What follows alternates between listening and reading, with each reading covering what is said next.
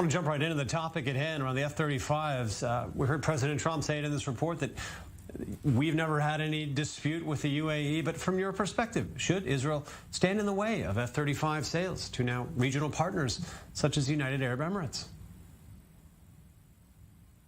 Okay, this is a complicated situation, or in other words, it's a mix of political perspective into a pure security of Israel perspective. And what I mean is very simple. To start with, me as a retired general, if you ask me, am I support, providing any ammunition to any country around Israel here in the region is bad for us. Okay, that's for sure. I mean, so it's not as simple as that. However, we understand, number one, there is no way to prevent America to sell or to do anything because, Israel can influence, but Israel cannot stop them from doing something like selling or providing ammunition, even F-35 to any country, and especially to the Emirates. But what we could do is if the Prime Minister would have been spoken with the American administration in advance and talk to the defense minister here in Israel, and actually to the defense security community here in Israel, we would have been able to prepare ourselves to this decision and to discuss with the administration how to minimize the damage, the current damage or the future damage against Israel. And this never been done, as you heard before. Your reporters, they reported it exactly, meaning that the Prime Minister never talked to the defense community in Israel, and this is why the whole process politically was done not the best way it should have been done.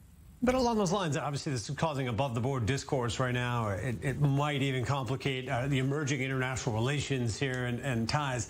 But secret discussions on top weaponry among the very few, is that unusual or par for the course? What was it like during your time? No, I think if you're asking about the process that I would have recommended to do, it's happened before. I'll tell you, back in the early 80s, the American administration have sold F-15s to the Saudis. There have been in progress a long discussion between Israel and America before they have done it.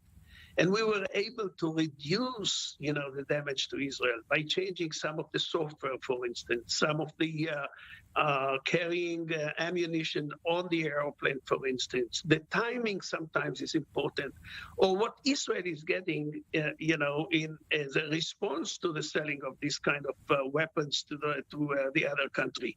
We can take the advantage of the situation that the American administration want to do that, and at the same time to ask for things which will balance the fact that they sell this weapon system to the other country.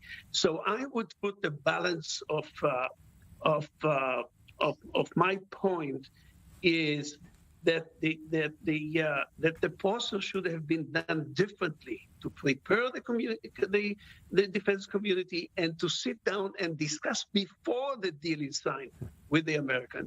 This we could get advantage in advance, and also to minimize the damage against Israel. From what you can see now, and from all this coverage around this issue, is this? From what you can tell, is this the price now for peace with Israel here at F-35? I can hardly hear you. Can you speak a little louder? Yes. From what you can see now, has a new standard been established? We're talking about the Saudis or Oman or whoever may follow next, normalizing with Israel. Is this the price now, F-35s? Yes, absolutely. I mean, the other countries, they have seen that the American administration, or probably mainly the president, as well as the Prime Minister of Israel, are so eager to sign this normalization agreement, so they feel it. And they say, okay, now we ask for it also. And don't forget that from an economical perspective, the Americans, they do want to sell everyone. So if they feel that there is no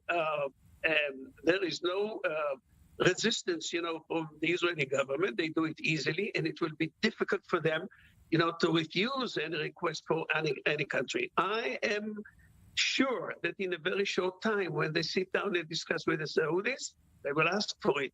Kuwaitis, they will ask for it. In any other country, they said, okay, you want us to sign normalization with the Israelis? Here is the price. Great perspective. I appreciate your time with us here, Major General Eitan Ben Eliyahu. Truly appreciate the perspective.